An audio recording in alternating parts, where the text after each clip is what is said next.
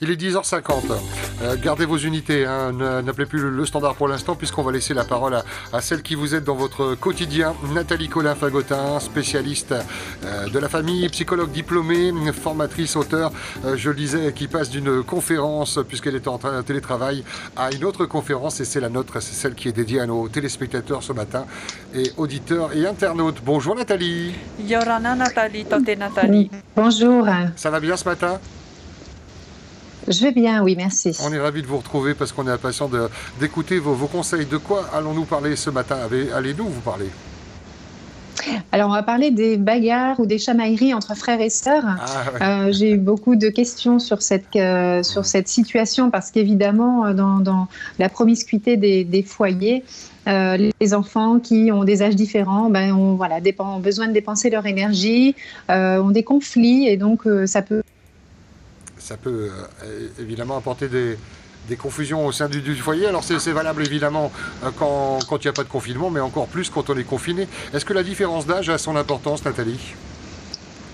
Alors c'est vrai que la différence d'âge peut être au bénéfice ou au contraire un frein aux chamailleries, dans le sens où la plupart du temps le décalage va soit permettre une meilleure gestion des situations pour par exemple par l'aîné qui va entre guillemets un petit peu canaliser, temporiser vis-à-vis de son cadet.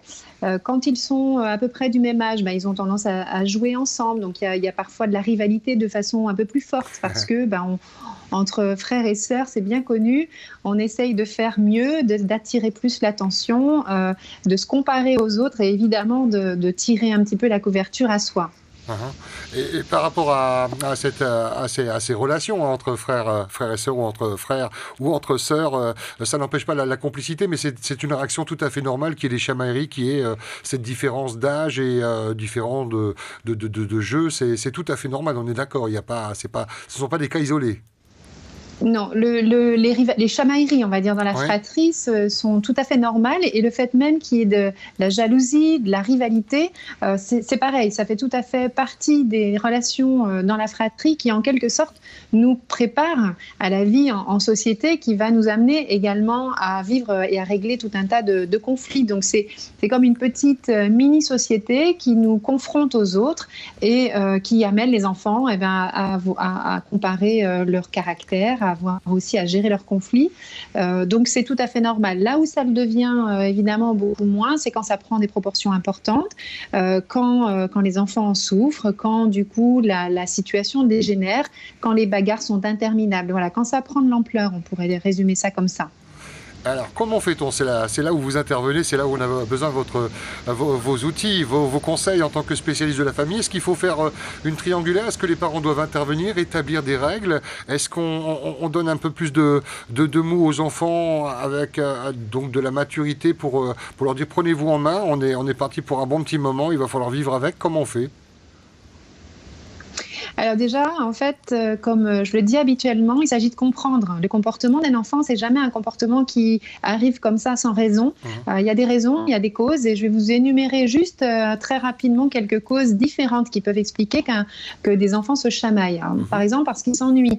Ils tournent en rond, ils n'ont pas d'activité, donc en fait, comme ils ont du mal à rester inactifs, ils vont se chercher un petit peu, s'embêter ou faire des choses qui vont et potentiellement dégénérer. Ça peut être aussi parce qu'ils ont besoin justement d'être stimulés sensoriellement, peut-être qu'ils ont besoin aussi d'attention ou parce que ils ont c'est un quotidien qui a changé et donc ils réagissent à l'ambiance. Peut-être que les parents sont un peu stressés et que du coup l'enfant ressent ça. Donc ça, c'est des raisons qui peuvent faire que ça va créer de la tension et donc plus de chamaillerie avec les frères et sœurs. Ou par exemple, si l'un des enfants a l'impression que l'un des frères et sœurs est préféré, le fameux chouchou, qui, si c'est pas équitable, évidemment, ça c'est vraiment un élément qui peut déclencher des rivalités, des bagarres en fait entre les enfants. Donc premièrement, c'est ça. Et que doivent dire les parents quand un enfant dit oui, tu le préfères lui à moi, tu lui donnes toujours raison. Donc quand il y a cet aspect de favoritisme que vous évoquez, qu'est-ce qu'on dit ? Comment on rassure ces enfants ? Parce que évidemment que l'ensemble des enfants reçoivent le même amour, mais peut-être différemment. Il faut l'espérer parce que quand c'est vraiment le cas avec des parents privilégient un frère ou une sœur, dans la construction quand on grandit. Mais on peut effectivement dire que la plupart des parents aiment leurs enfants de la même manière. En tout cas, de la même manière, c'est en tout cas aussi fort.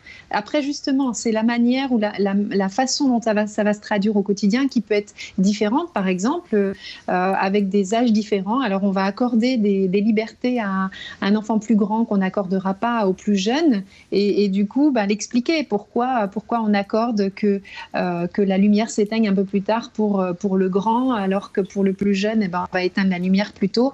Ça, ce sont des explications qui vont réduire, qui vont permettre aux parents de dire je t'aime toujours, je t'aime autant que ton frère, que ta sœur, et ils ont besoin effectivement d'être rassurés sur l'amour inconditionnel et de leurs parents. Si vous voulez, c'est comme ça paraît surprenant quand on est parent, mais les enfants, ils pourraient presque comparer l'amour de leurs parents à un gâteau qu'on devrait séparer. Donc l'aîné, en voyant le cadet arriver, va s'imaginer qu'il va falloir couper le gâteau en deux et donc partager, ce qui évidemment ne se calcule pas comme ça, parce que les parents ont en quelque sorte un gâteau entier pour chaque enfant, mais ça va se traduire, alors pas forcément, ça va pas être rassurant forcément que par les explications, mais par des gestes qui vont rassurer, des paroles qui vont rassurer au quotidien.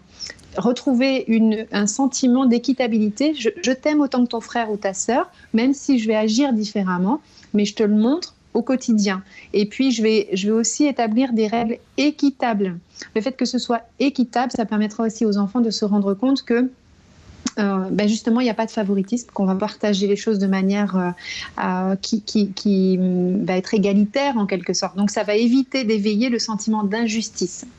Vos conseils sont précieux et appliqués à la maison. On vous remercie infiniment, Nathalie Colin-Fagotin. Alors, on sait que c'est compliqué dans certaines familles parce que certains ont leur propre chambre et puis dans d'autres familles, c'est tout le monde dans la même pièce. On sent que le confinement est vraiment très, très difficile à vivre. Maloulou, Nathalie, on vous souhaite une belle journée.